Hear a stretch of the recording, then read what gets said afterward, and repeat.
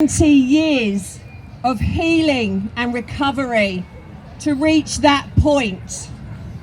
I spent 20 years in isolation, knowing that one day I would get to this point where I could be speaking to you and that people would finally hear my voice.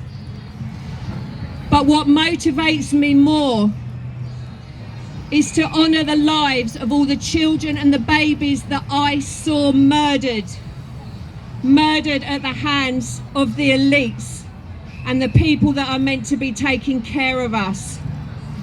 So that when I have the days where I'm too scared, I think about them, and it drives me. It drives me to do what I'm doing today.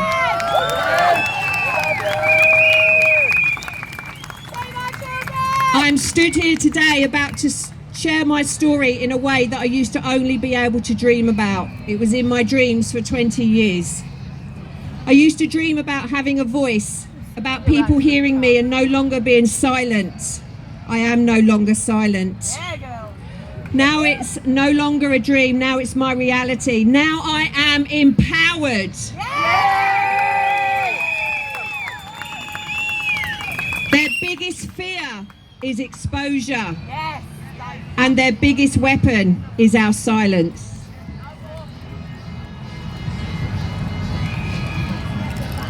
Today, together, united, we expose the truth that will save our children. Now it's time for them to know terror and powerlessness. Our silence is forever broken. So I'm going to tell you my story, and I ask of you to be brave enough to hear me. When you feel like it gets too much, I want you to realise, yes, my story is historical, but this is happening to the babies and children today on our planet. And every one of us need to be responsible for saving them from going through what I went through. I was born into a satanic cult. The family that should have protected me were the people responsible for the atrocities that followed for the next 10 years.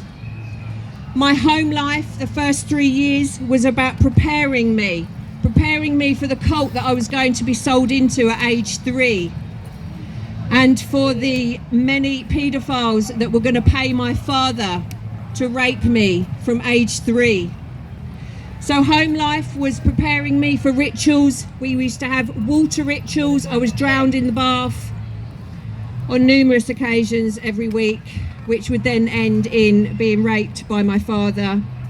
I was taught for those first 3 years that everything terrible happening to me was my fault, that it was because I was born a girl, it was because I was bad and I deserved everything I was getting. My mother was part of this. She would beat me before sending me into my father to be drowned in the bath and then taken into their bed to be used. Until I turned 3 years old, when I was sold outside of the home and introduced to the full extent of what I learnt to be satanic ritual abuse. I was taken to a farm in Surrey. I was repeatedly tortured, raped and used in satanic rituals. I was chained up in a barn. I used to call it my barn because there were many barns, but this was the barn where my chains were, the chains that were used to keep me from running away. At times, for days on end, I would be chained up.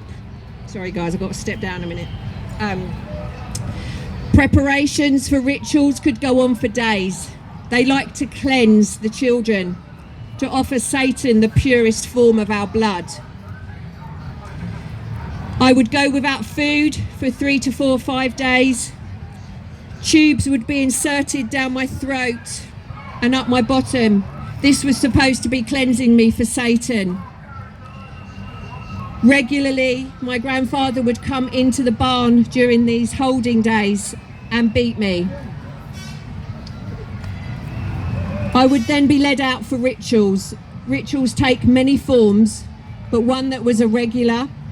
I would be laid out on a concrete slab. There would be a burning upside down cross They invert everything. There would be chanting as the Satanists would come out and form their circle. It could be up to 30 people on average. They would be in black gowns, sometimes red, depending on the time of the year. The master of ceremonies, which was quite often somebody in this country that we see as somebody very high up. We will be visiting their home, the first stop on our march today.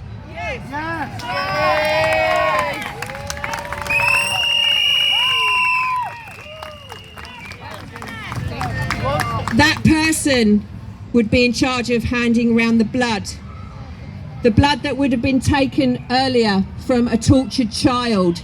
So it was adrenalized. They call it adrenochrome. I witnessed people drinking adrenochrome, and it's like nothing you will ever witness with any other drug. It drives them into a frenzy, they become demonic, and they squeal like animals. This would be the start of the rituals. There would be loud chanting that would get louder and louder and more hysterical.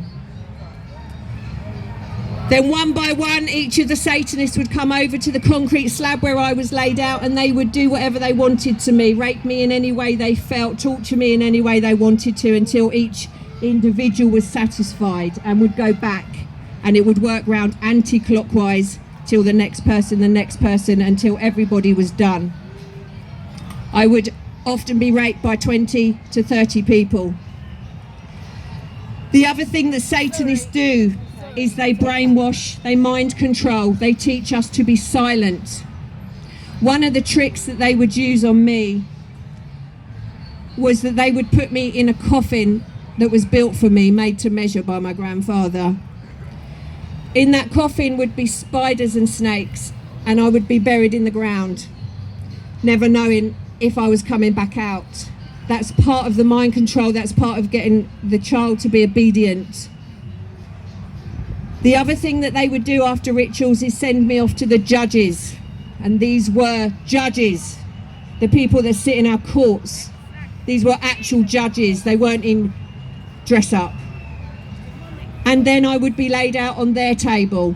Two of them would be torturing me while another one would be talking in my ear in a very demonic language. And this is part of the mind control, to make sure that we never, ever, ever do what I'm doing today. That's why it took me 20 years to be able to break that.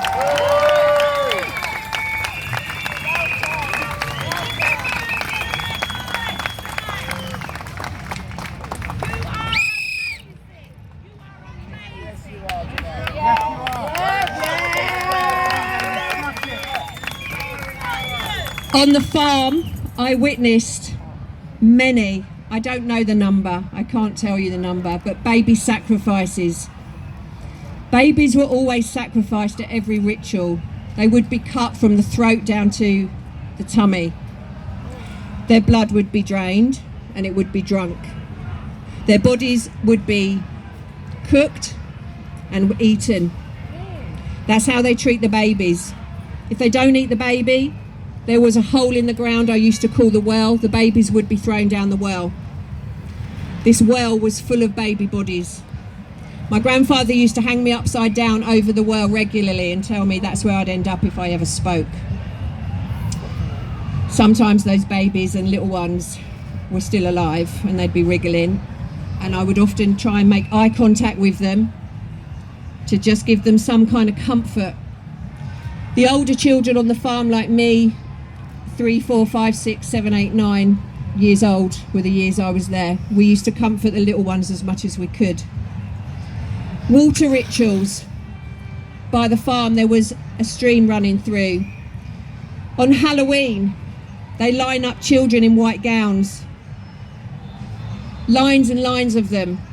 And then the children of the cult, like myself, we would be being raped while watching these children being slaughtered and their blood going into the river so it ran red.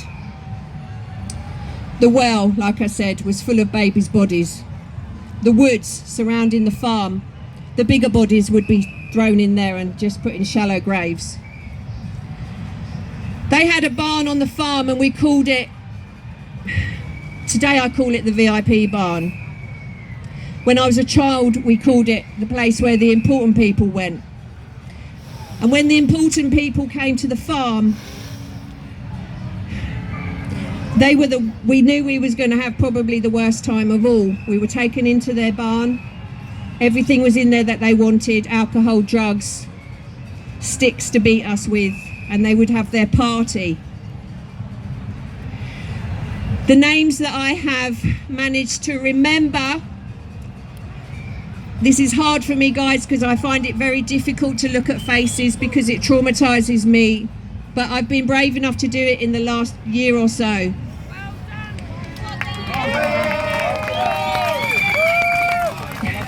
The important people, they don't deserve that name obviously, but that's what I called it as a child, that I remember were Ted Heath, our ex-Prime Minister, Lord Janner, Cyril Smith, Leon Britton and Jimmy Savile. One day I'm going to be brave enough to do it all, but today that's as far as I could reach with saying that. I was raped, beaten and tortured by every one of those names on more than one occasion. Also on the farm there was the torture barn, and in there was an electric chair. Also another form of brainwashing and mind control. I was sat in that often and tortured with electric shocks. There was another barn that was filled with meat hooks.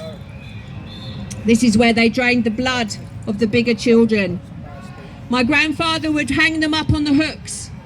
They were alive when this happened. The hooks would go straight through their backs and come forward out of their chest. And then they would be cut from their throat down to their bottom of their tummy. He would pull out all their innards and put it in a bucket. Then he would make me eat it until I vomited. If I didn't eat it, my punishment would have been put on the meat hooks as well, and I wanted to stay alive. There were underground tunnels with 2 cells, and in those cells were where we put after rituals as well. We'd just be thrown in there till the drugs wore off. There were drugs used. I was injected with heroin. There was a drink, I don't know what it is called, I still don't know what it's called, but I was given that before rituals. And there was something else I was injected with that I don't know the name of either. I just know when the heroin, because I knew the difference, because my uncle was a heroin addict and it was him that would give me the heroin as well. So we'd be put in the underground tunnels till the drugs wore off. After rituals, I saw many children die down there.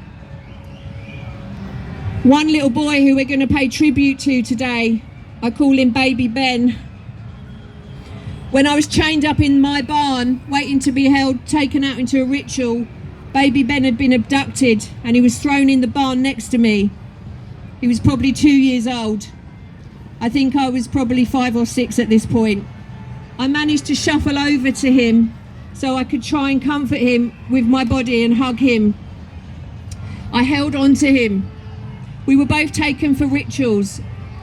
I was down in the underground tunnels afterwards, and then the keys went in the door because the keys made a lot of noise, and I used to just be terrified that they were coming back for me. I wanted to be left alone. I was in so much pain physically. The door opened of my cell and they threw Ben in next to me. Again, I grabbed him, I hugged him. I was in so much pain, but all I wanted to do was hold his broken body. He wasn't the child that they brought in. He was broken and he was dying. I fell asleep because of the drugs. I woke up feeling freezing cold. And then I realised it's because Ben had died and his body was cold and I was holding his cold body. Ben's parents still don't know what happened to him. He was abducted, like so many others. And Ben is one of the children we're going to pay tribute today when we do our vigil after our march.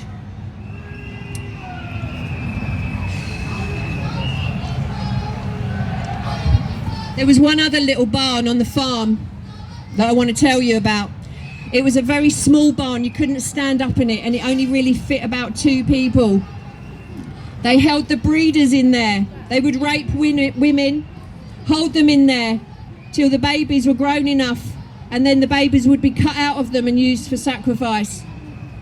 One day when I was left to roam around the farm, I heard crying from the little barn. I never knew at that point what it was.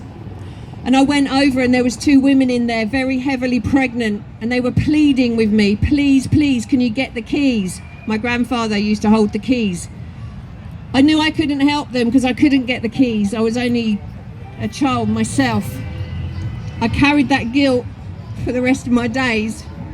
They were screaming for me to help them as I walked away, but I knew I couldn't help them.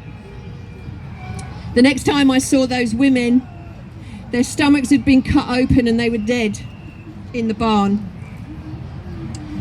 I was abused by dentists. Dentist chairs are a big thing they use for torture. I was abused by doctors, by the police in their uniforms. The police used to come to our home.